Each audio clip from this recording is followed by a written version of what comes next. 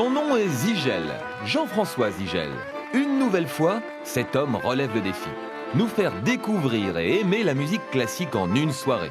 Ce soir, avec les chanteuses Lara Fabian, la grande Sophie et l'homme politique Manuel Valls, il nous entraîne de Buenos Aires à Shanghai, en passant par Kaboul. Pour l'aider dans sa mission, le célèbre virtuose de l'accordéon Richard Galliano, le grand violoncelliste Henri de Marquette, un quatuor très original et de surprenants musiciens. Mais avant cela, le générique, et c'est bien sûr Jean-François Zigel qui l'interprète.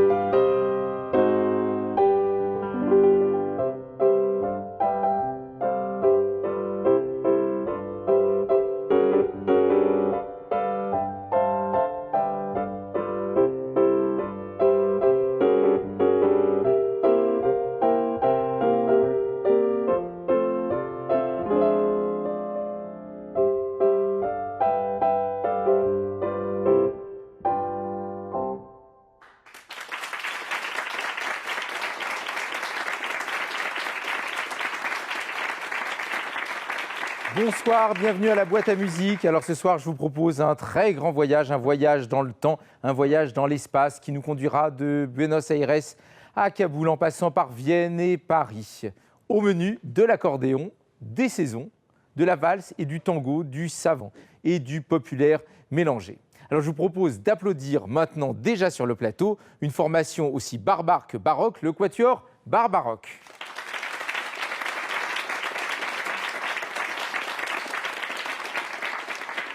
Pour nous accompagner tout au long de l'émission, nous recevons maintenant les chanteuses Lara Fabian et la grande Sophie, ainsi que l'homme poétique Manuel Valls.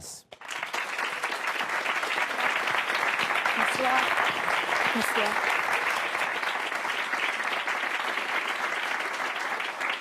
Bonsoir, alors j'ai des tas de choses à vous faire découvrir, mais enfin vous connaissez le principe de l'émission. Ça commence relativement mal pour vous, puisque ça commence par un quiz qui va vous mettre à l'épreuve. Veuillez vous mettre autour du piano.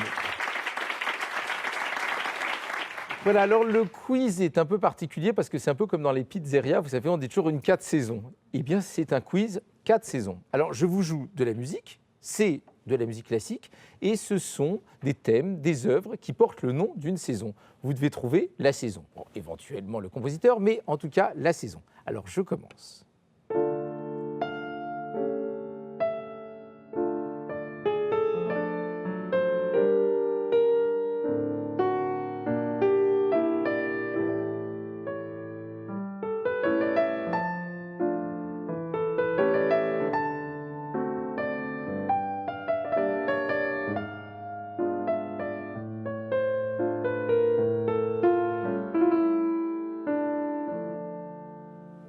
Quelle saison?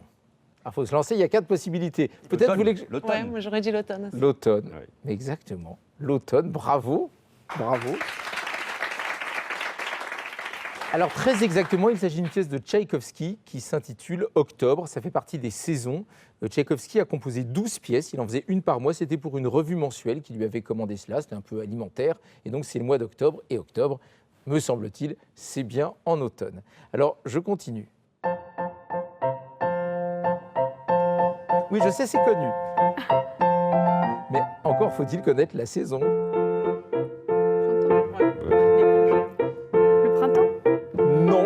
Aïe. Ah bon? Alors l'été. Oui. Non, ça n'est ni l'été ni le printemps. Mais tout le monde a reconnu. Vous ne le dites pas pour nos téléspectateurs. Vous allez nous le lire. Vivaldi. Vivaldi. Oui, Ah, oui, Vivaldi, les oui. 4 saisons. Oui, les 4 Mais saisons, bien oui, sûr. bien sûr. C'est tellement évident, je dis, bah oui, Vivaldi. Mais vous n'avez toujours pas trouvé. Non, c'est pas l'hiver. Non, c'est pas l'hiver. Il en reste plus qu'un. C'est encore l'automne. Mais oui, c'est encore l'automne. C'est une interprétation C'était un différente. piège. C'est un automne italien Ouais, par rapport à ouais, l'automne russe. exactement. Voilà. Ah ben oui, c'est pas le même automne. Bon, je continue. C'est pas le même automne.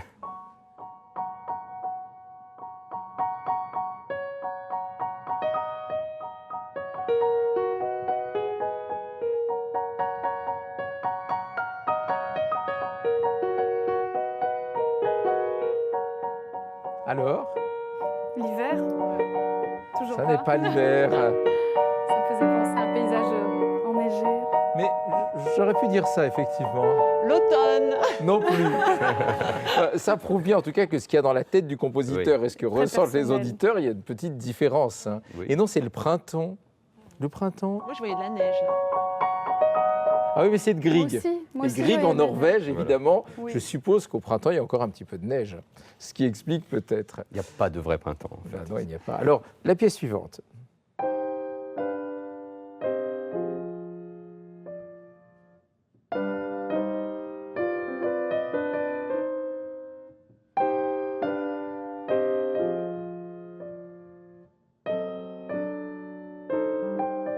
En tout cas, j'adore cette musique, mais enfin, ce n'est pas le problème. Bon, l'hiver. Oui. Voilà. Voilà. Bon, l'hiver. Là, c'est sûr, c'est l'hiver, c'est Schumann. L'hiver, c'est dans l'album à la jeunesse. Bravo, Lara.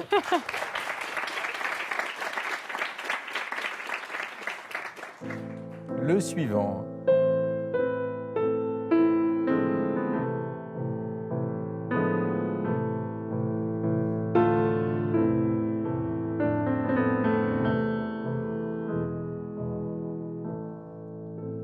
Est-ce qu'il fait humide? Parce que ça Ça pourrait être n'est pas dit l'été. dans la partition. Ça pourrait être un été très beau. Moi, j'aurais dit l'hiver d'instinct au départ. Oui, oui, c'était Oui. l'hiver encore, bravo. Je voulais vous troubler un peu en mettant 2 fois de suite la même saison. Allez, un dernier pour la route.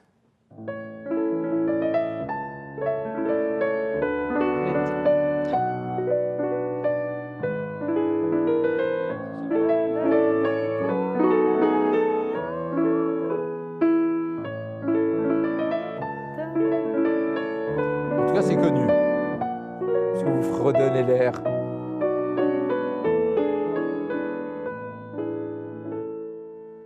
Bah, l'été? Non, Non. Bah, le printemps. le Encore un printemps. printemps. Exactement, le printemps, la chanson de printemps. Ouais. C'est une des romances sans parole de Mendelssohn. Et ouais. je me rappelle que j'ai oublié de dire que celui d'avant, qui était encore l'hiver, c'était le début du voyage d'hiver de Schubert. Donc des tas de saisons, c'est formidable. Je propose que nous allions nous asseoir pour continuer à parler des saisons.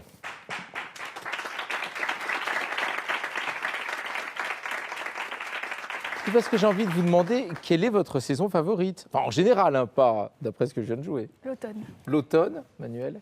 Le printemps, parce que c'est la naissance. Ah, c'est vrai qu'il paraît qu'il y a un peu plus de naissance au printemps. Il paraît. Moi, c'est l'été, j'adore la chaleur.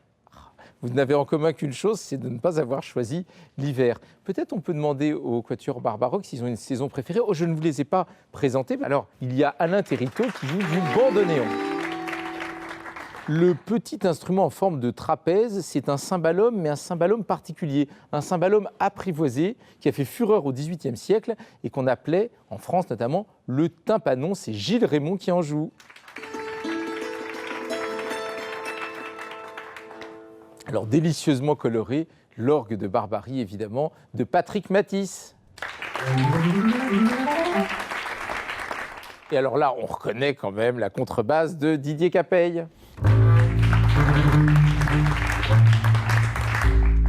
Alors, je leur ai demandé quelle était leur saison préférée. Et leur saison préférée, ils sont comme Manuel, c'est le printemps.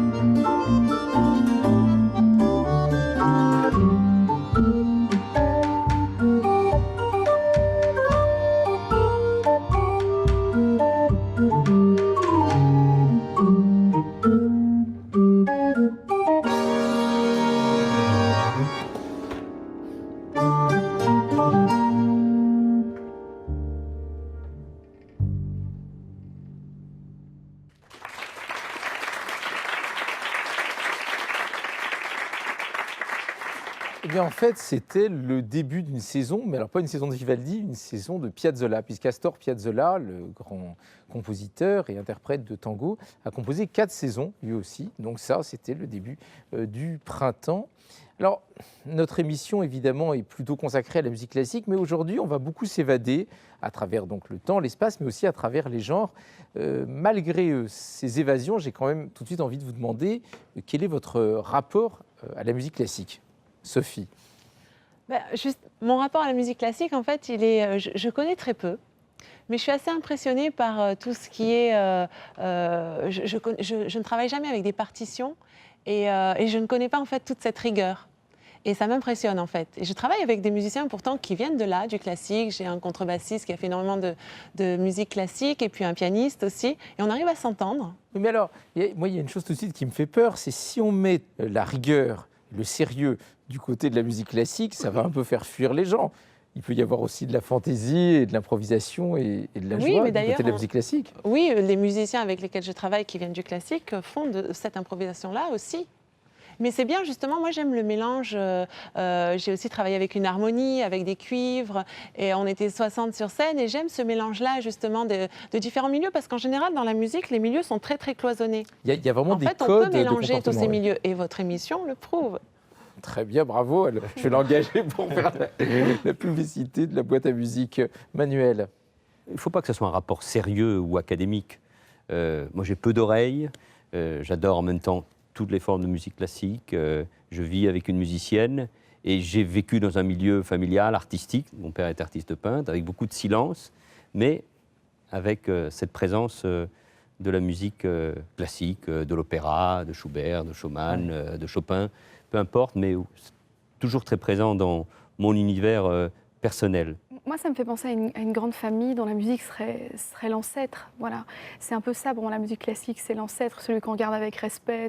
Il y a un mot en anglais qui existe, je trouve qu'il n'existe pas en français, c'est timeless. Ça veut dire que dans le temps, on ne peut pas figurer dans le temps où ça s'arrête, où ça commence. C'est un peu ça, la musique classique. On dirait qu'elle a toujours été là, qu'elle sera toujours là, au-delà de tout ce qui lui succède. Mais en plus, tu en as fait de la musique. Mais moi, c'est encore mon travail, disons que en tant que chanteuse, au sens le plus éclectique du terme, parce que voilà, on appelle ça, on se nomme chanteur populaire, effectivement, parce que c'est une façon de démarquer, ou comme tu le disais, de cloisonner les choses, c'est vrai. Mais la musique classique, c'est l'endroit duquel je viens, parce que c'est ce qu'on m'a appris quand j'étais môme, quand j'avais 5 ans, on m'a acheté un piano, et puis on m'a envoyé à l'Académie royale de Bruxelles, et pendant 10 ans, j'étais une élève de l'Académie. Et qu'est-ce qu'on apprend à l'Académie? De la musique classique, forcément. Donc c'est le départ de voilà, c'est pour ça tout trajet musical. Je le vois comme une étudiante. Mais encore une fois, je suis censé représenter la musique classique. Et en fait, il n'y a rien qui ne me fait plus plaisir que la bousculer un petit peu. Déjà, le fait de commencer notre émission de musique classique par du Piazzolla, c'est déjà pas tout à fait conventionnel. Mais il y a une raison. Il y a une raison, c'est que nous avons une grande chance, un grand honneur ce soir, c'est de recevoir Richard Galliano. Richard Galliano a connu Astor Piazzolla et je propose maintenant d'accueillir Richard Galliano.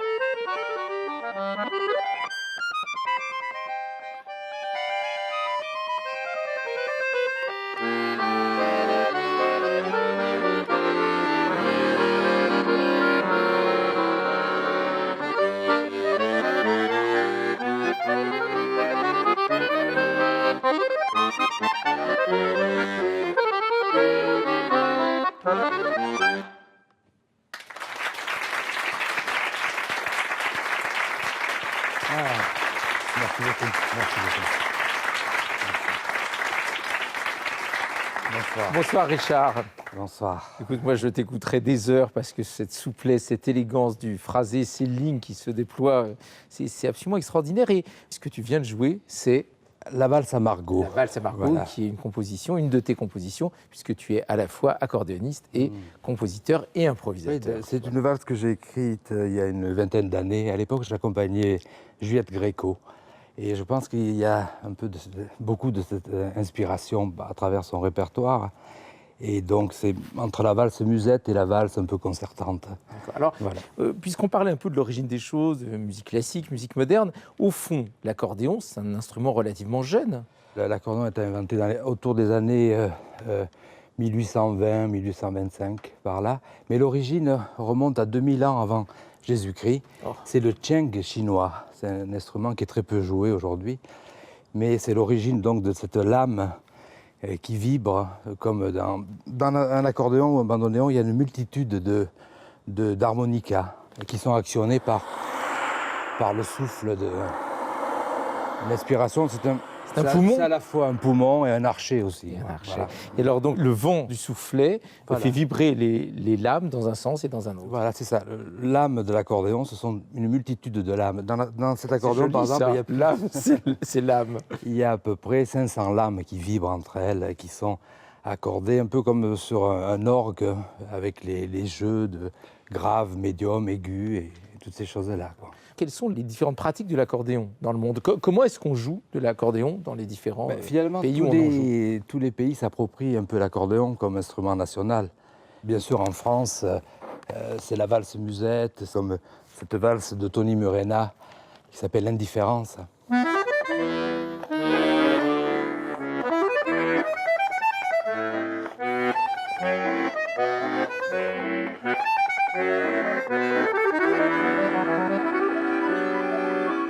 Voilà, c'est une Ça ne nous laisse pas indifférents, cette indifférence. Oui, mais alors, si on l'explique, c'est-à-dire une main droite virtuose sur les accords qui sont faits par la main gauche. Voilà, la main gauche, à la fois, c'est à travers tous les répertoires qu'on peut se jouer, c'est essentiellement un instrument qui avait la vocation de faire danser aussi. On se rappelle des bals clandestins pendant Ils sont appelés les la bals guerre, musettes aussi. avec un seul accordéoniste qui faisait danser 300 personnes. Donc ce côté main gauche qui est très rythmique, ou pour une valse, ou toute autre chose, ou des ardasses, par exemple. Ça, c'est plutôt Europe de l'Est. Voilà, mais à la fois, on a aussi un registre qui nous permet de jouer Du Bach. Ça veut pas dire qu'il jouait de l'accordéon déjà. oui. Mais finalement, Bach, il me semble que c'est le compositeur qui a le mieux écrit pour l'accordéon. Parce En qu'il fait, écrivait pour orgue. Voilà. Et que ça, c'est un orgue portatif. Oui, c'est ça. Bon, un peu lourd des fois, mais enfin... Mais alors, Voilà. tu nous parlais de différentes pratiques dans le monde. Tu as parlé de la France, tu as évoqué l'Europe de l'Est. Continuons à Par voyager. exemple, l'accordéon est très populaire au Brésil, et d'une manière peut-être moins péjorative qu'à une certaine époque en France, et surtout dans le nord-est du Brésil, dans le Sertão. On joue l'accordéon un peu de cette manière-là, par exemple.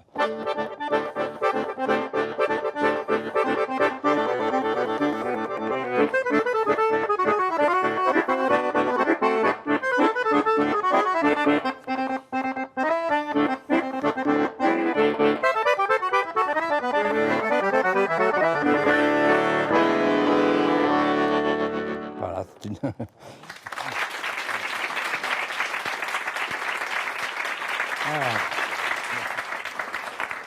Mais bien sûr, si on va dans les pays de l'Est, surtout dans les Carpates, il y a vraiment des accordéonistes magnifiques. Alors, je peux évoquer un peu de loin leur manière de jouer, des choses comme ça, quoi.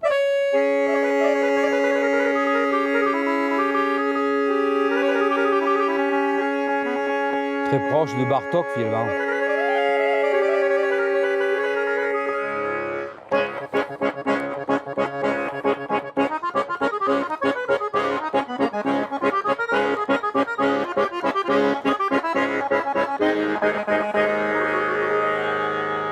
Bravo. Et on retrouve les rythmes irréguliers qui sont tellement typiques des Balkans. Je vous dis, avec le même instrument, c'est vrai qu'on joue d'une manière Musique totalement différente, que ce soit le blues aussi, des choses. J'allais parler des États-Unis.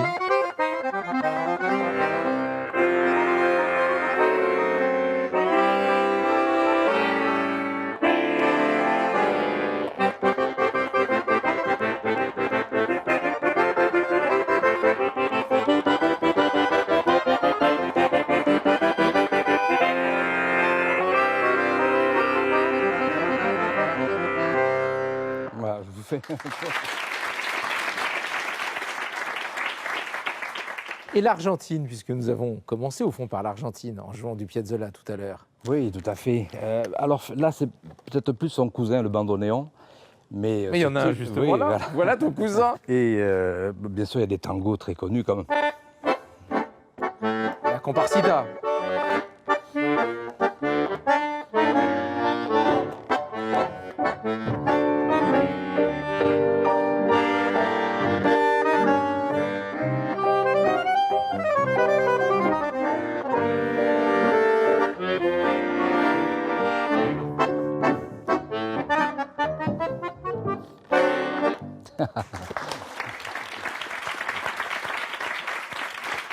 Mais Je ne connais pas vraiment, mais c'est une partition qu'il y avait sur le piano de ma grand-mère avec les deux chandeliers. C'est une très belle composition. Voilà. Hein.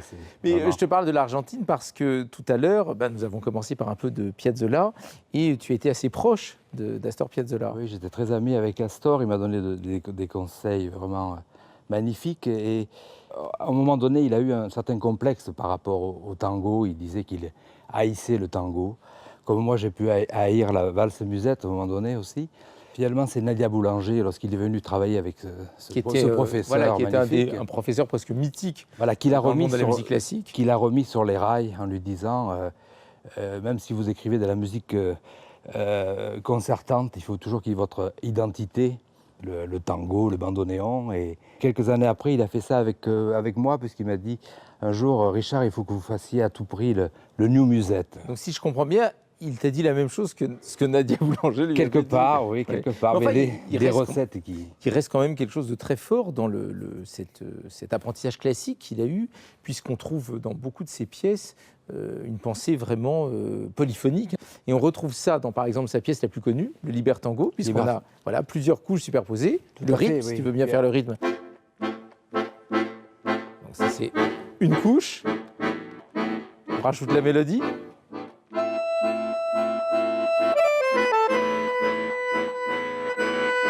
Maintenant, on va rajouter une troisième couche, un contrepoint. Écoutez bien.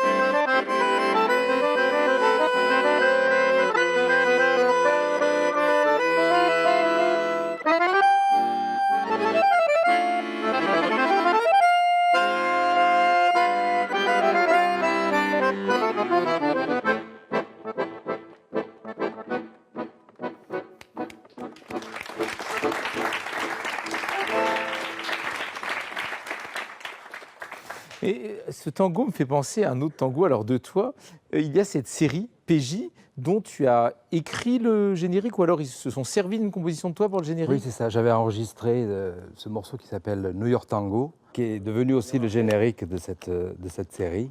Tu veux que j'en joue un Oui, petit en plus, bout? tu sais, c'est D'accord. une série diffusée sur France 2. Alors, Bon. comme nous sommes sur France 2, là, ça s'impose. Avec une petite introduction alors. Hein.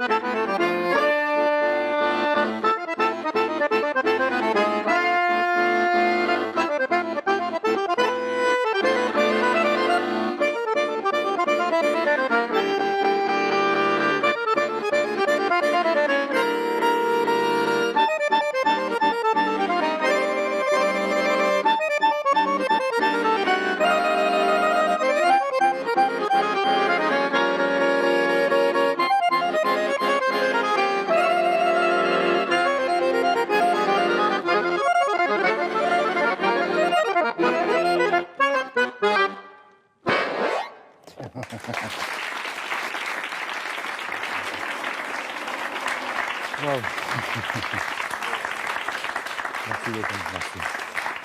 C'est surtout ça qu'on a dans la tête, hein, c'est le padam pam Ah pam. oui, oui, C'est oui, oui. C'était la ponctuation, dernière mesure. oui, Mais écoute, oui. je te propose de rejoindre nos invités.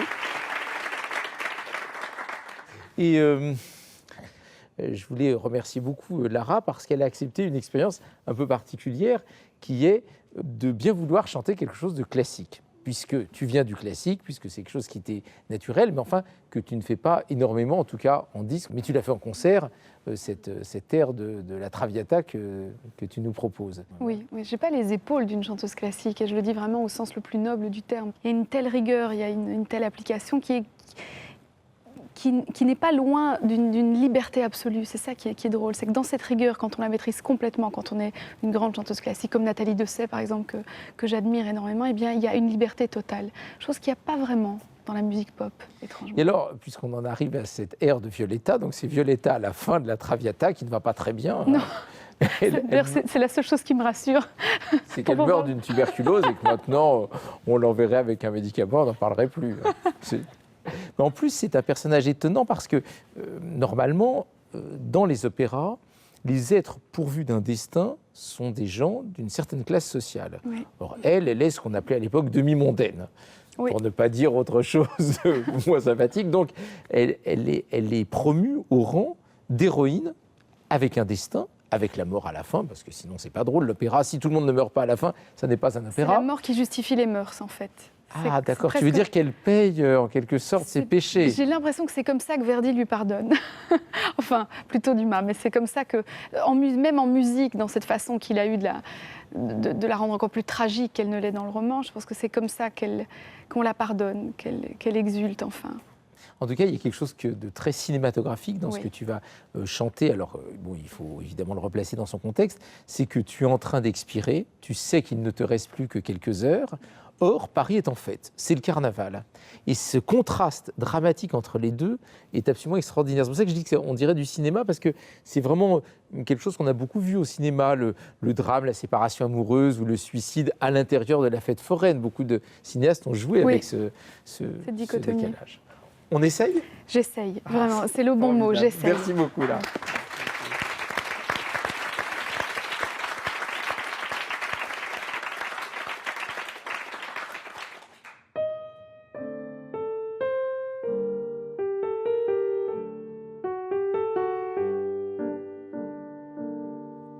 Addio del passato, bei sogni ridenti, le rose del volto già sono valenti, l'amore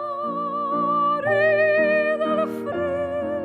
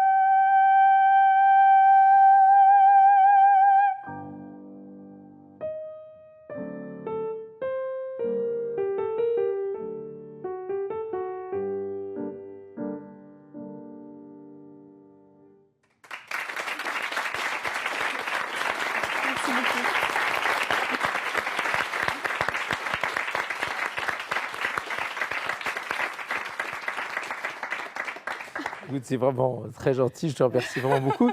Et moi, je me dis que ça ajoute un peu une femme de plus à ton dernier disque, puisque ça s'appelle, c'est un titre un peu énigmatique, très beau, Toutes les femmes en moi. Et alors, ça rajoute une femme, ça rajoute Violetta, en quelque sorte. Mais alors, d'où vient ce titre, Toutes les femmes en moi? C'est un titre qui se veut un peu comme une révérence. C'est une façon de dire à toutes ces femmes qui m'ont portée, qui m'ont appris, qui m'ont bercée dans certains cas. Voilà, de leur dire merci. Alors, il faut expliquer le principe du disque, c'est-à-dire que toutes les chansons, sauf une d'ailleurs, il y en a une qui t'appartient, mais sinon elles ont été chantées par des grandes chanteuses, par Catherine Lara, par Nicoletta, etc. Par Barbara, par Edith Piaf. Voilà, Edith Piaf. Morane, ouais. Et à chaque fois, tu les réinterprètes, elles sont réarrangées Oui. également. Dans un univers gospel, urbain, gospel, un peu R&B, voilà.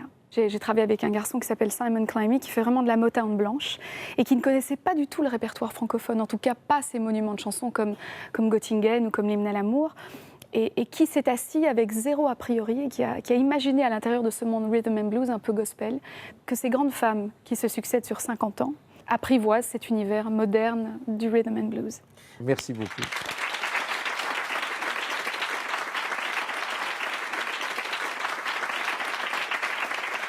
Voilà, Richard, tout à l'heure, tu as évoqué ton ancêtre. Tu disais que tu avais un instrument jeune, mais qu'enfin, il y a des centaines et des centaines d'années, il y avait déjà une sorte d'accordéon, un accordéon à bouche, un accordéon chinois qu'on appelle le sheng. Eh bien, j'ai une surprise pour toi.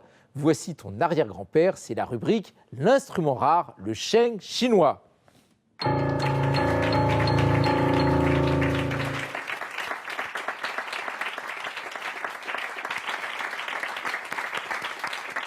Voilà, alors Wu Wei est improvisateur, il est compositeur, il est interprète, comme toi, Richard. Bon, cet instrument est extraordinaire, on dirait un petit peu une sorte d'oiseau. D'ailleurs, Wu Wei m'a dit que c'était en quelque sorte une imitation du phénix. Et évidemment, la première question, puisque Richard a fait allusion à cela tout à l'heure, c'est quel âge a cet instrument? It's about 3000 years.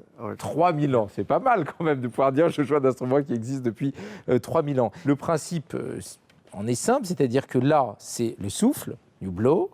Yeah. Là, quand tu mets les doigts, eh bien, on bouche un trou et du coup, ça envoie l'air dans ces grandes tiges de bambou et ça fait un son absolument extraordinaire.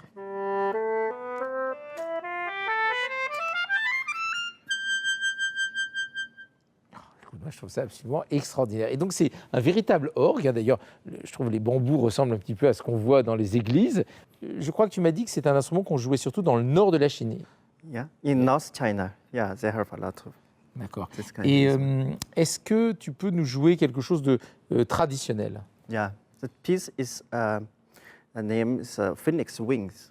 Phoenix Wing, c'est-à-dire les ailes du phénix, exactement comme en quelque sorte l'instrument. Donc, nous écoutons Les ailes du phénix par Wu Wei.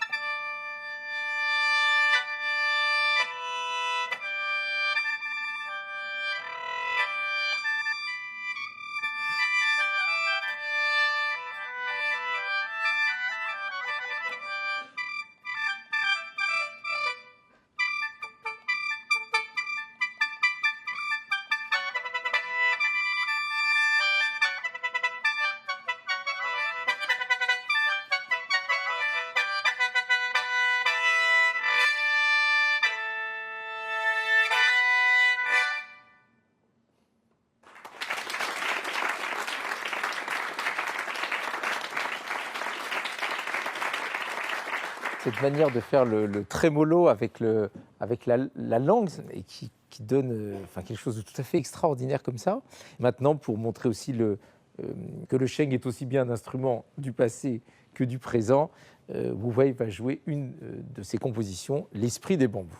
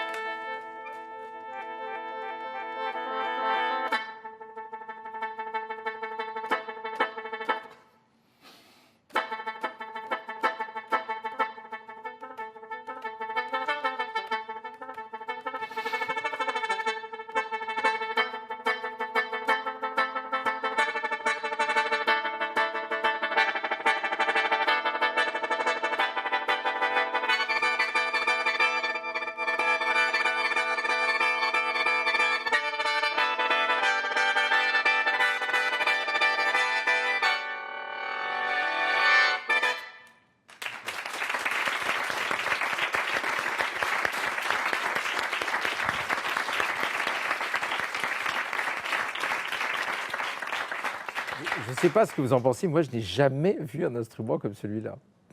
Mais alors, est-ce que ça ne serait pas possible d'imaginer de faire se rencontrer l'ancêtre de l'instrument et le nouvel instrument?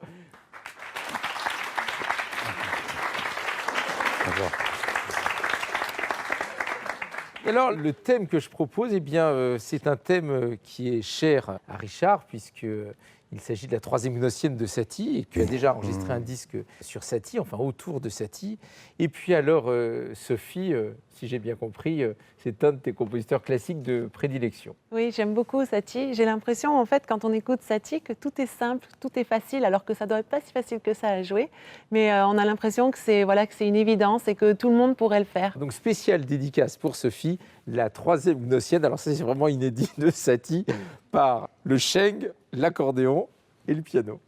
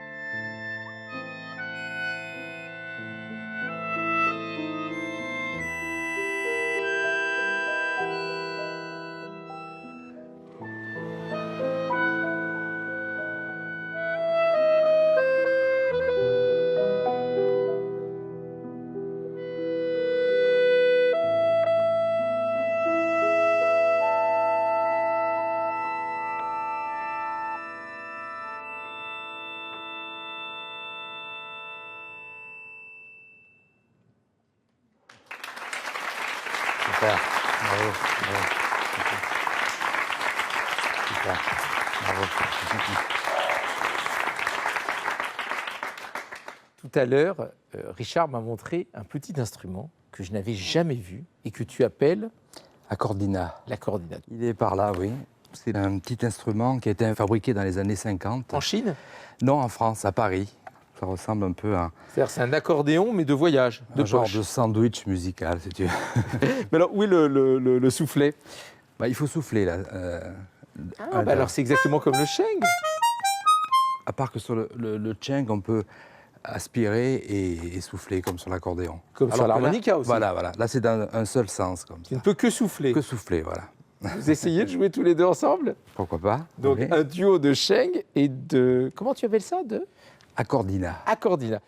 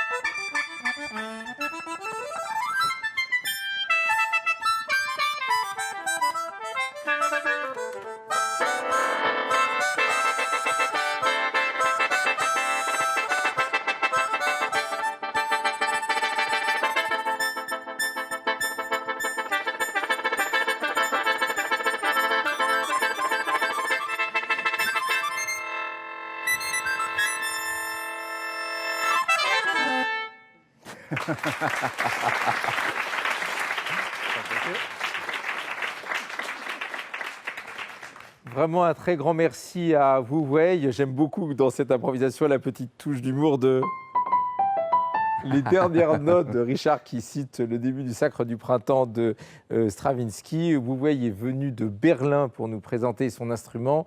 C'est un soliste internationalement reconnu, c'est-à-dire non seulement jouant de la musique traditionnelle, mais se produisant avec les plus grands orchestres du monde. Il y a des compositeurs qui écrivent des concertos pour lui. C'est vraiment une très grande découverte et un très grand plaisir. À très bientôt, Wu Wei. Et encore une fois, merci beaucoup. Merci beaucoup.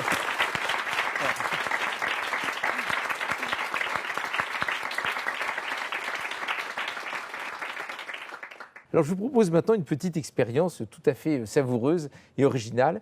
C'est de prendre une œuvre vraiment très classique, très connue, un concerto de Haydn, mais de le faire interpréter en quintette. Et en quintette avec un soliste et puis notre quatuor barbaroque. Je rappelle que c'est le bandoneon, le tympanon, l'orgue de Barbarie et la contrebasse.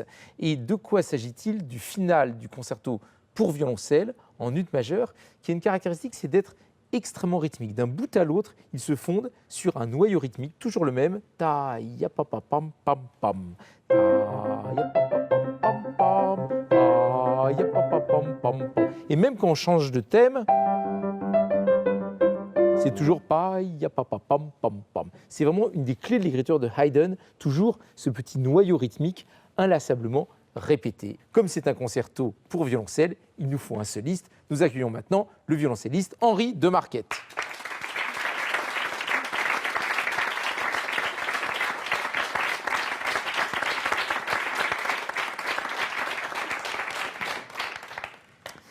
Voilà, bonjour Henri. Bonjour Jean-François. Alors, tu es prêt à prendre la suite de ton lointain ancêtre parce que Haydn l'a écrit pour un certain Weigel. Je ne sais pas si tu le connais, ce Weigel. En tout cas, ce Weigel, il était drôlement habile, parce que le concerto est éminemment virtuose. Je crois que en termes de difficulté ou d'agilité, disons, ça n'a pas été tellement surpassé depuis. Oui, parce qu'en Voilà. fait, le violoncelle est assez jeune au moment où où Haydn lui écrit ce concerto? Absolument, il y a encore, entre la viole de gambe et le violoncelle, pas beaucoup de détermination. Il y a eu Jean-Sébastien Bach qui a déjà écrit pour le violoncelle, un des premiers, et puis Haydn, mais enfin, Mozart ne l'a pas fait, par exemple. Il a eu un petit peu peur de l'instrument, il s'est demandé si ça allait Si ça marchait bien, si le ça violoncelle. fonctionnait, ouais. Oui, il n'a pas été conquis. Mais en tout cas, ce qui est certain, c'est que Haydn, comme Mozart, avait une passion pour les instruments mécaniques. Ils ont écrit des pièces pour ce qu'ils appelaient des horloges mécaniques, pour des orgues mécaniques. Par contre, le bandoneon, je vais avoir du mal à expliquer que Haydn aurait pensé tout naturellement au bandoneon, mais c'est justement ça qui est drôle. Nous écoutons maintenant le final du concerto en ut majeur de Haydn par Henri de Marquette, accompagné par le quatuor Barbaroque.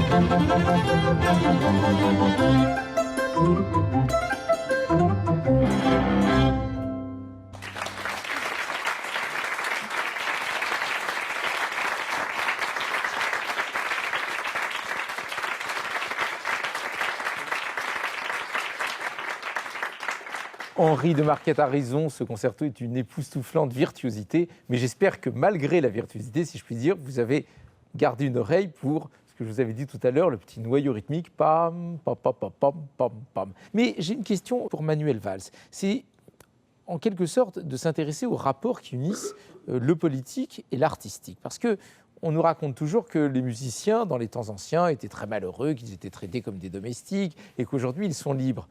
Ils étaient peut-être au service de grands princes, c'est le cas de Haydn, au service des princes Esterhazy, mais enfin, ils avaient tout le temps à composer de la musique, ils avaient à leur disposition un orchestre, et finalement, c'était même pas du mécénat, non, ils étaient salariés. Le fait d'avoir une fonction sociale, d'avoir à produire jour après jour, soit pour l'Église comme Bach des cantates, soit pour un prince des menuets, des concertos, des sonates, est-ce que ça n'était pas finalement une assez bonne situation pour un artiste ?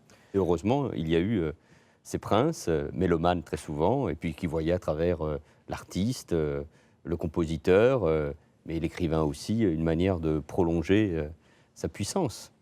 Il y avait un donnant-donnant. Hein. Chacun y trouvait, au fond, il y a eu Catherine II, il y a eu évidemment Frédéric de Prusse. Aujourd'hui, ça s'appelle l'État, les subventions. Oui, mais enfin, je ne sais pas si ça restera autant. Alors, dans cette émission, on fait de la musique. Et évidemment, Lara chante, Sophie chante, Richard joue. Et je me suis demandé quoi faire avec Manuel. Et nous avons eu une idée. Une idée qui finalement renouvellerait bien l'exercice obligé du discours politique. Le discours politique, c'est une certaine musique, mais une musique qui parfois, laisse quelques auditeurs s'échapper. Et si on le mettait en musique ? Richard m'en a donné l'idée, puisque tu m'as dit que ça s'était fait en Amérique du Sud. C'est un compositeur brésilien qui a fait ça, Hermeto Pascoal. Il a harmonisé des discours politiques comme ça, et c'est assez génial d'ailleurs. Moi, c'est ça que je propose de faire. Ah, oui. Je m'imagine maintenant en pianiste politique. J'irai de conseil municipal en conseil régional, et je pourrais accompagner des délibérations, des discours, des inaugurations. Et alors, j'ai trouvé dans tes récents discours un discours traditionnel. Il s'agit quoi, de l'inauguration de... Oui, d'une crèche, d'une restauration scolaire, d'une école. Enfin, on pose les premières pierres dans un quartier en pleine rénovation. Voilà. Alors, et donc, il manquait au moment de l'inauguration, sans doute, la musique pour... Eh bien alors, refaisons cette inauguration. Un petit peu comme un slam, en fait. Avec, un petit peu comme un slam, oui. Avec de la musique. Voilà, en slam, exactement. Manuel Valls, slam.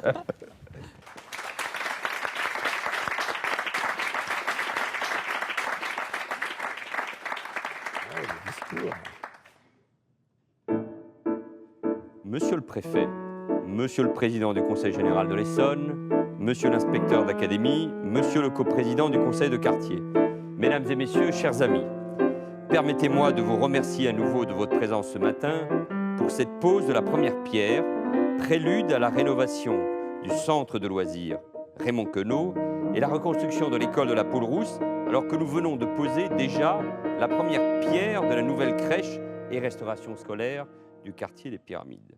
Parallèlement, vous le savez, de nombreuses réalisations ont déjà vu le jour. Nous avons, en outre, souhaité que ces équipements soient le plus ouverts sur la ville et le plus accessible possible. Ainsi, sur un espace unique, nous avons fait en sorte que ce double équipement public soit structuré afin que chaque entité fonctionne de manière indépendante. Il s'agit avant tout de redonner une dynamique, une perspective à ce quartier situé au cœur même de notre ville. C'est ensemble que nous changerons le destin du quartier et de la ville.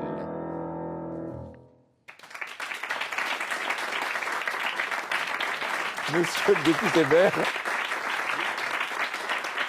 Un grand merci à Manuel Valls pour s'être plié à l'exercice, parce que je ne sais pas si tous les hommes politiques accepteraient de voir leur discours mis en musique comme ça. Magnifié.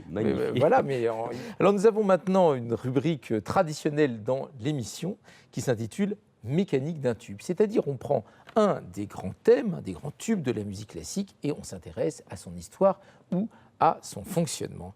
Et alors, j'ai découvert il y a peu de temps qu'il y avait eu, un certain nombre d'années, une chanson fameuse de Lara Fabian sur l'Adagio d'Albinoni.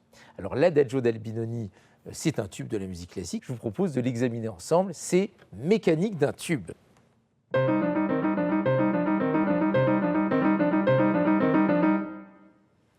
L'Adagio d'Albinoni. Alors moi, quand j'étais adolescent, c'était ma pièce favorite.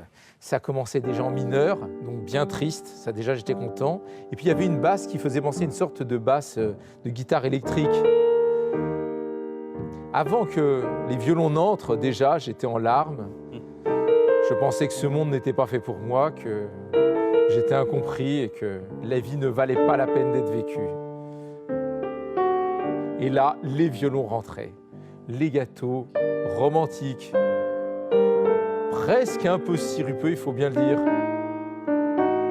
Et puis ce rythme lancinant, pa-pam, pa-pam, pa-pam, pa-pam.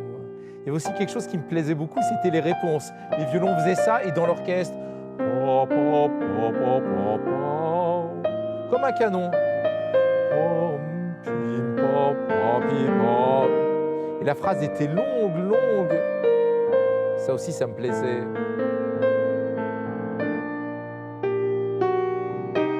Arrivait cette cadence et les violons s'élançaient encore plus désespérés.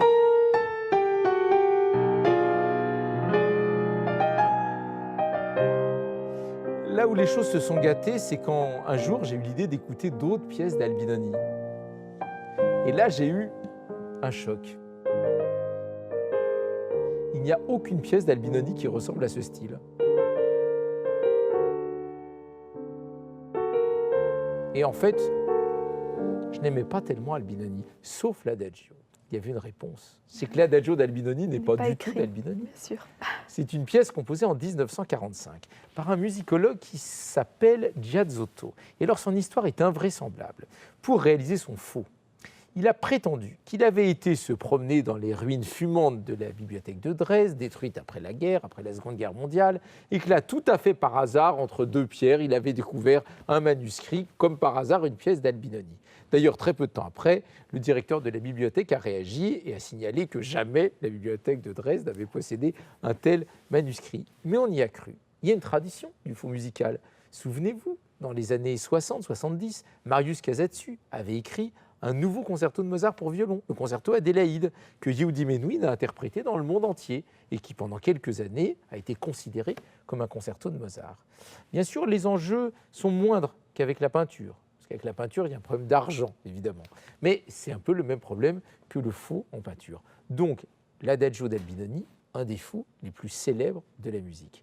Mais il inaugure quelque chose, il inaugure un style très particulier, le baroque romantique.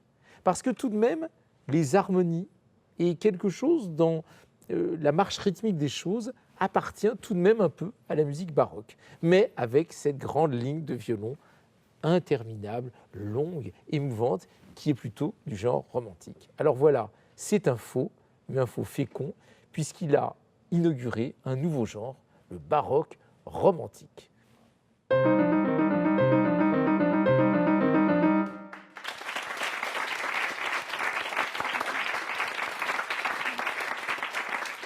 Alors, comment est-ce que nous nous réapproprions sans cesse, nous, les musiciens, des traditions qui nous précèdent et que nous essayons de faire vivre à notre manière, en les prolongeant, les réinventant, etc. Et ça, c'est valable pour toutes les musiques, quelles qu'elles soient. J'ai voulu, moi aussi, mettre la main à la pâte. Ma famille est issue d'une ancienne tradition musicale qui est celle des Rasen. Les Rasen sont les chanteurs de synagogue, c'est-à-dire ceux qui vocalisent les textes, et ils ont une manière très particulière de faire, une cantillation très ornementée, très ouvragée. Et comment aujourd'hui poursuivre cette tradition? Eh bien, il y a quelque chose qui m'a tout de suite intéressé, c'était le fait que cette tradition est une tradition d'essence vocale. Est-ce qu'on peut l'adapter à l'instrument? On dit souvent que le violoncelle est l'instrument le plus proche de la voix humaine. J'ai donc demandé à Henri de Marquette de bien vouloir interpréter cette pièce que j'ai intitulée Nigoun. Henri de Marquette.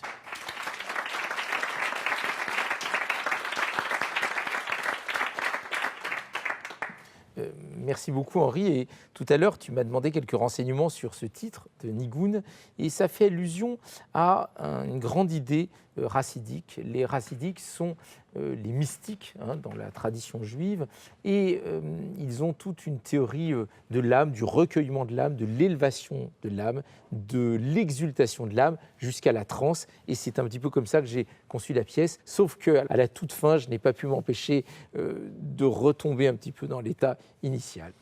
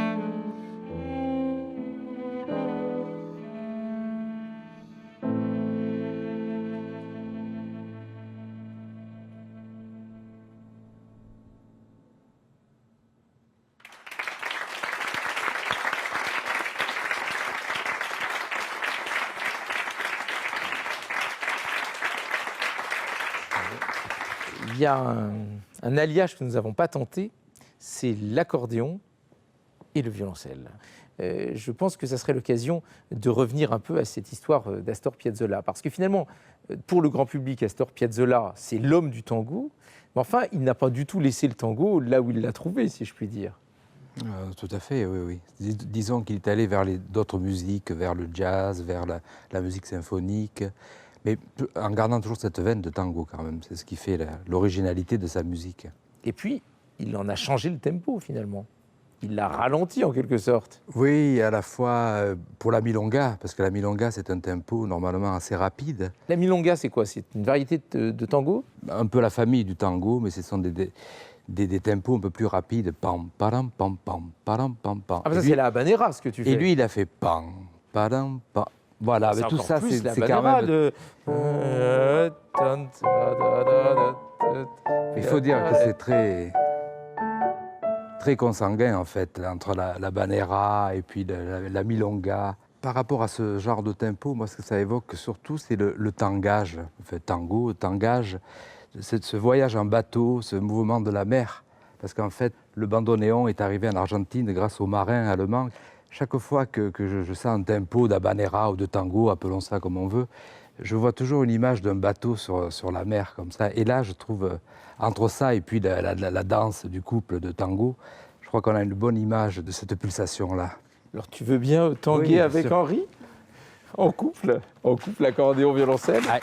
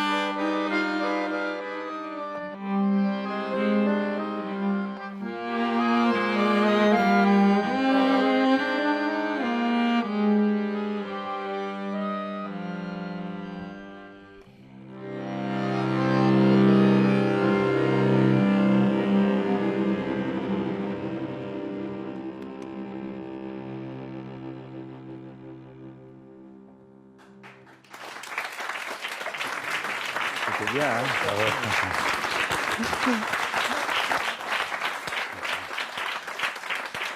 Merci beaucoup. Merci beaucoup, Henri. On se retrouve à la toute fin de l'émission finalement, ce que permet le souffle, ce que permet le vent dans les tuyaux, le plus, c'est le crescendo. Ce qui est extraordinaire en vous écoutant, c'est toujours ce son qui enfle, qui diminue, qui enfle de nouveau, et peut-être que ça doit nous parler à quelque chose en nous. Est-ce qu'on peut faire tout le quatuor un petit crescendo, un petit exercice de crescendo? C'est très simple. On part très doux, très piano. On monte. Et on redescend.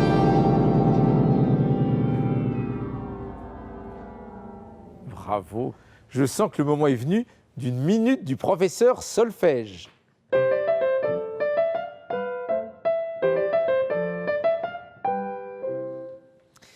La minute du professeur solfège est aujourd'hui consacrée au crescendo. Le crescendo, c'est toute une aventure. Le crescendo, c'est tout simplement quand on fait entendre de la musique de plus en plus fort. Oui, mais il y a manière et manière de faire le crescendo. Tout d'abord, le crescendo, c'est relatif. Tenez, quand vous écoutez la radio très bas pour ne pas gêner les voisins, on sent bien qu'il y a un crescendo d'orchestre. Et pourtant, ça reste très bas. Et puis, je vous disais qu'il y a plusieurs manières de faire un crescendo. Bien sûr, on peut tout simplement jouer de plus en plus fort, jusqu'à taper comme un sourd. On peut aussi tout simplement rajouter des notes, c'est-à-dire que je ne joue pas plus fort, mais je joue une note ensemble, puis 2, puis 3, puis 4, puis 5, 6, 7, 8, 9, 10.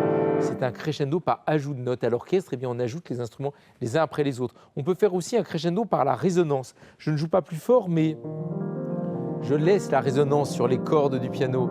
Et petit à petit, la résonance enfle, elle s'accumule, elle donne l'illusion d'un crescendo. Et le crescendo, c'est très important. C'est ce qui donne, comment dire, l'animation intérieure des phrases, comme si le crescendo, en quelque sorte, imitait le sentiment. Il n'y a pas égalité des instruments devant le crescendo. Par exemple, le hautbois, ça n'est pas très pratique pour le crescendo. Ça ne peut pas jouer très fort ni très piano. La clarinette, c'est mieux. Oh, la voix humaine, c'est encore mieux. Et ne parlons pas, évidemment, de l'orgue. Il y a des instruments qui ne peuvent pas faire de crescendo du tout. Le clavecin, par exemple. On peut faire de la musique avec crescendo, de la musique sans crescendo. Évidemment, la musique romantique adore le crescendo. Ah, j'oubliais, il y a un compositeur qui est devenu célèbre dans l'histoire de la musique pour ses crescendo. C'est Monsieur Rossini, au point qu'on l'appelait Monsieur Crescendo. Et dans toutes ses ouvertures, dans tous ses opéras, il y a toujours des moments avec de fantastiques crescendo d'orchestre. Le plus connu, l'ouverture de Guillaume Tell, vous vous souvenez ?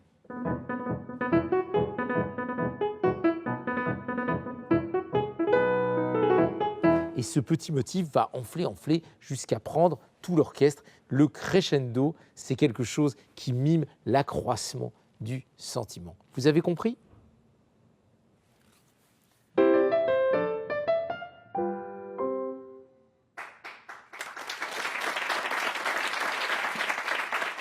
Manuel, je viens d'apprendre une information extraordinaire, c'est que Rossini est un de tes administrés finalement. Et oui, il l'était en tout cas. Il a vécu à Évry parce qu'il était soutenu par un mécène, le marquis d'Aguado, qui était maire d'Évry-Petit-Bourg, un Espagnol comme moi. Donc l'ouverture de Guillaume Tell a été écrite. Il a écrit Guillaume Tell à Évry. Donc Évry a sa part de gloire dans la musique classique et dans l'opéra. Sophie, tu m'as dit tout à l'heure, j'adore les crescendo. J'adore le crescendo. Donc quand tu chantes, tu fais toujours de grands crescendo. Non, c'est surtout les ouvertures de concerts.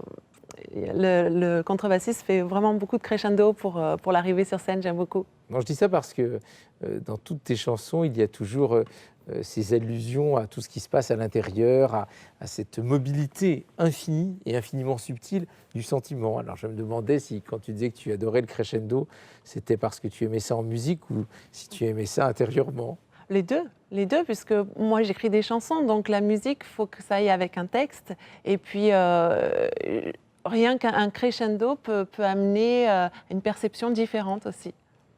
Alors, je vous propose de gagner un cran. Cette fois-ci, nous allons recevoir un instrument qui n'est pas du tout un instrument occidental.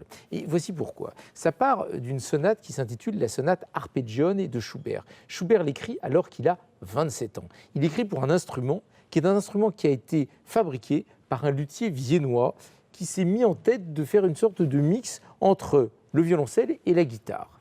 Un violoncelle à 6 cordes en quelque sorte, une guitare d'amour. Seulement, le problème, c'est qu'il ne convainc qu'un seul compositeur, Schubert. Schubert écrit donc la sonate Arpeggione et c'est fini. Ce qui fait que l'instrument tombe dans l'oubli. Aujourd'hui encore, si vous avez envie, vous pouvez vous lancer dans une carrière d'arpégionniste, mais enfin, vous n'aurez qu'une œuvre.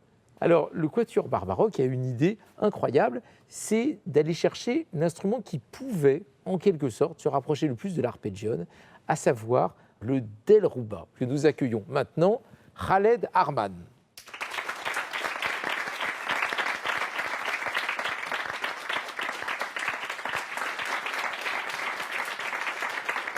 Bonjour Khaled. L'instrument que tu as là, donc le delrouba, est un instrument qui n'est pas si ancien que ça. L'instrument est nord-indien, donc il a à peu près 150 ans, plus ou moins. En vérité, c'est un sitar à archet. Je ne sais pas si vous avez déjà vu Ravi Shankar, vous le connaissez. Bon.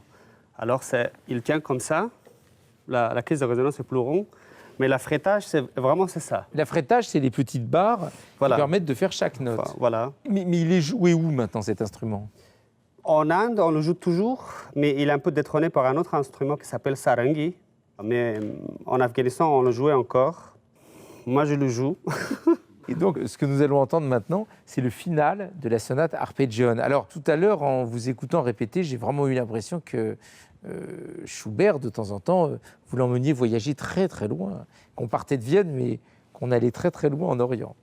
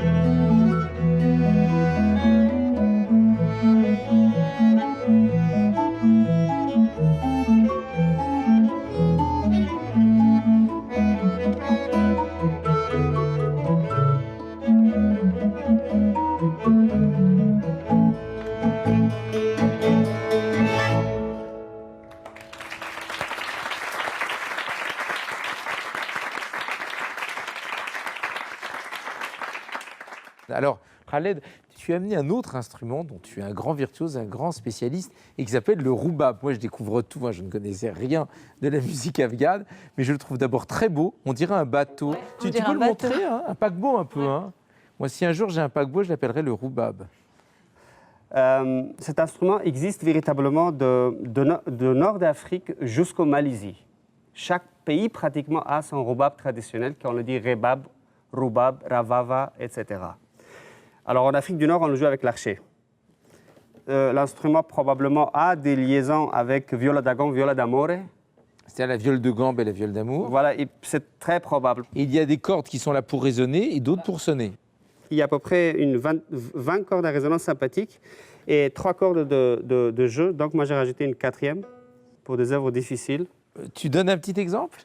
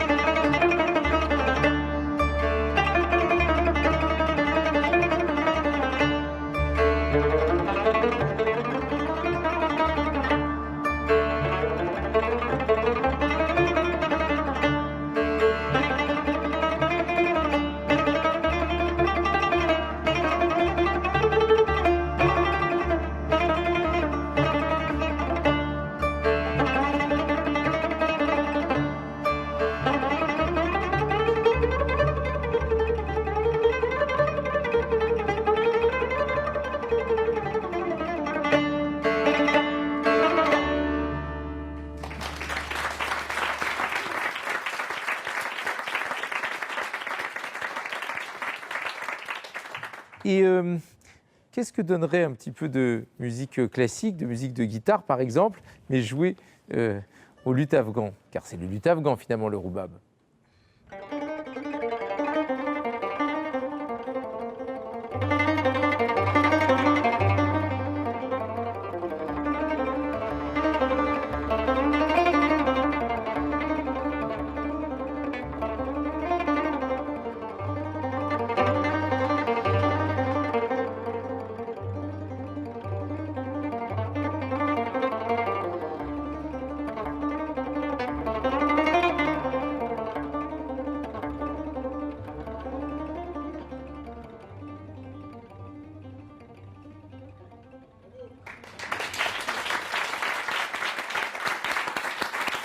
En fait, c'est sûrement la version originale. Hein, c'est la version Oui, en fait, c'est ça la version originale. Bon, c'était le début d'Asturias d'Albéniz. Sophie, toi qui es à la fois chanteuse et guitariste, est-ce que tu aurais aimé avoir Khaled comme professeur de guitare?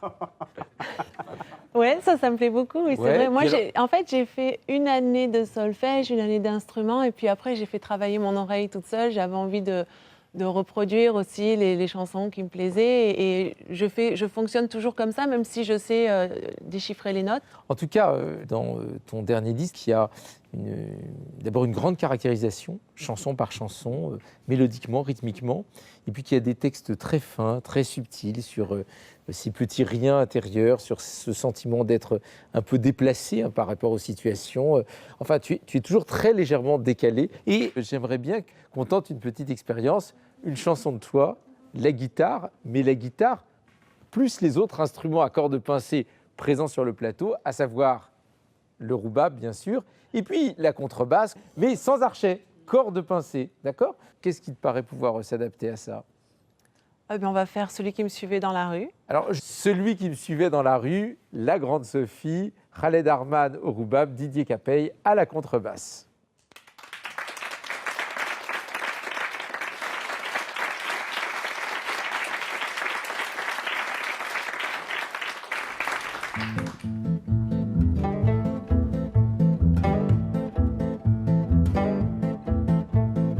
Il portait un foulard blanc, celui qui me suivait dans la rue, de la gare à mon appartement. Au début, je n'ai rien vu. Oh, yeah, yeah.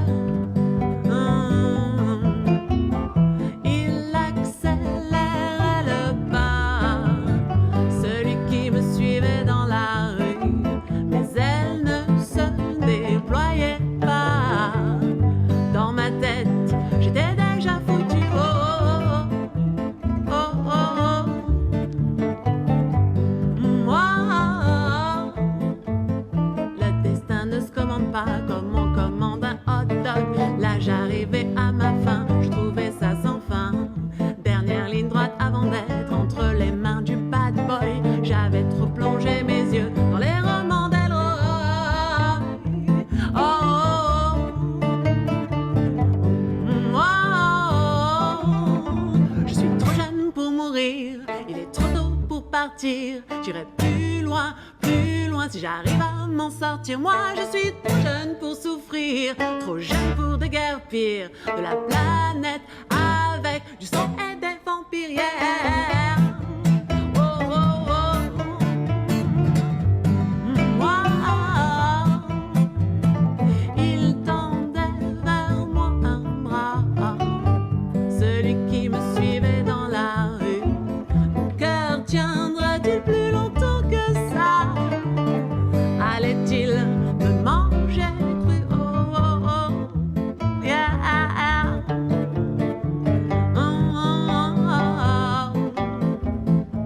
M'attrapa par l'épaule, je tremblais de haut en bas. Son corps faisait punching ball. Au secours, allez, lâchez-moi. Il a dit encore une folle, une parano, n'importe quoi. Remonta des doigts son col et me tendit mon agenda. Il me tendit mon agenda.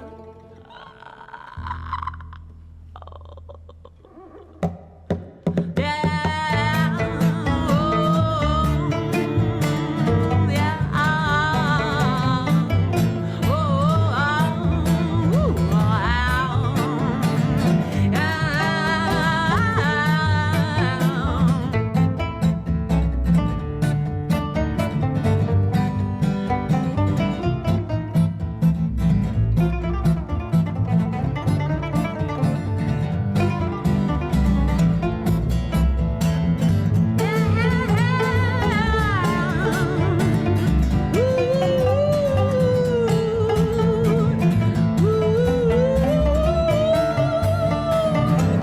celui qui me suivait dans la rue.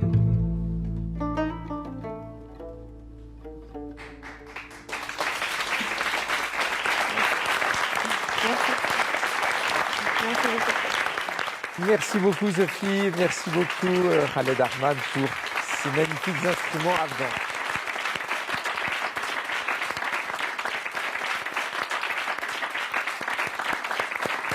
Nous arrivons à la fin de l'émission, mais vous avez une dernière épreuve, une épreuve initiatique, un quiz. Il s'agit simplement de dire si ce que je vais vous jouer, toujours des thèmes de musique classique, c'est une valse ou un tango. Venez avec moi autour du piano.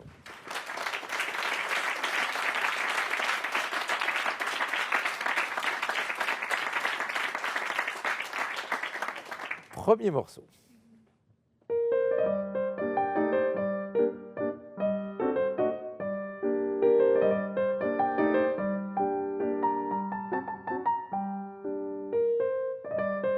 Alors, valse ou tango? Valse.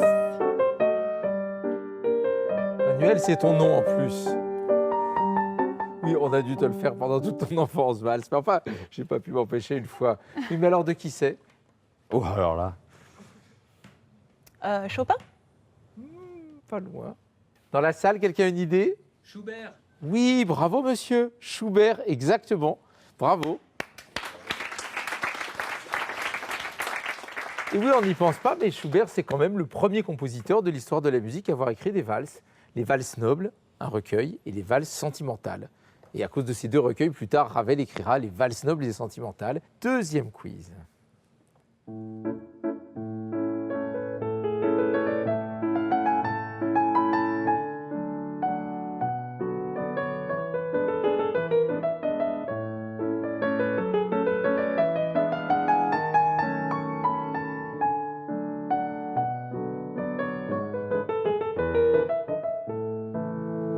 Valse, Valse. Bien Chopin. sûr. Valse. Non, pas Chopin. Si c'est pas Chopin, alors Strauss, non? Non, Non. non, non, non. Je sais pas, d'après ce phrasé. Richard. Langue au chat aussi. Oh, même Richard donne sa langue au chat. Oui, Berlioz. Qui a dit Berlioz? Bravo. C'est Patrick. Et c'est le bal de la fantastique, la valse, qui fait le deuxième mouvement de la symphonie fantastique. Quiz suivant.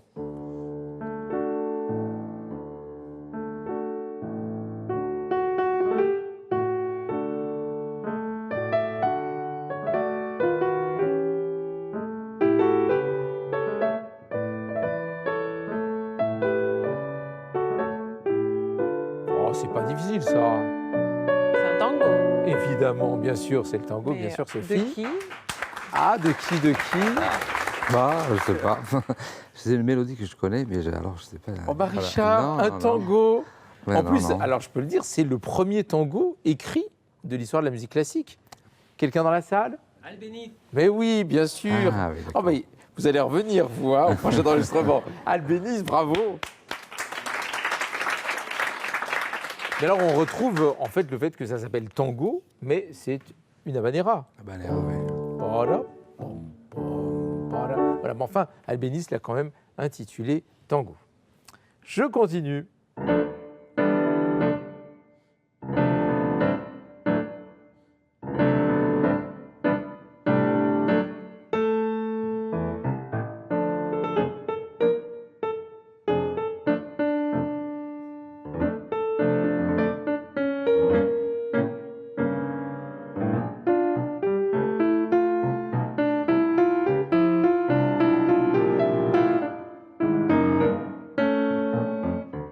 Tango. Tango. Oh, tango, Ouais, tango. De Ça pourrait pas être Stravinsky, non? Oui, Ah, de Stravinsky. Je mets au style, mais... Le tango Stravinsky.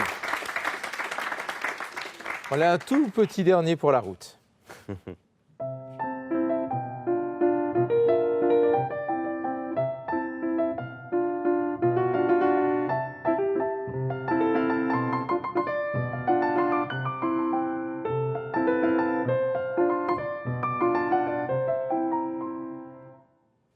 Valse, tango. Valse. Valse de.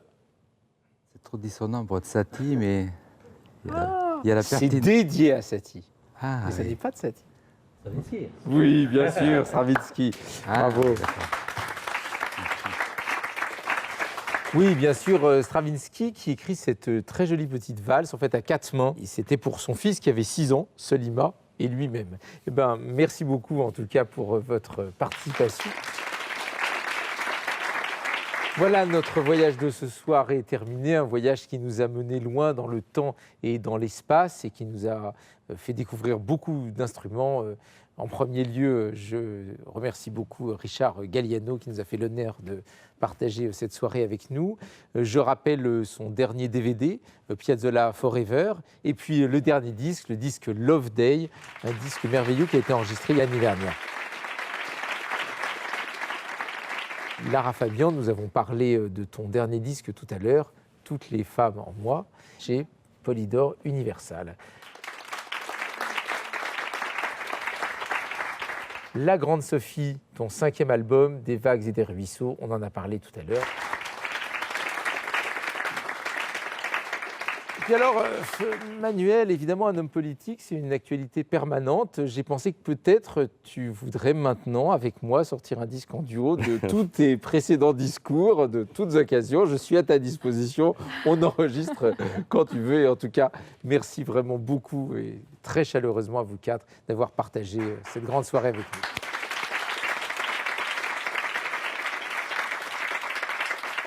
Voilà, un grand merci à tous les musiciens présents parmi nous ce soir et qui nous ont fait rêver, voyager, qui nous ont appris tant de choses.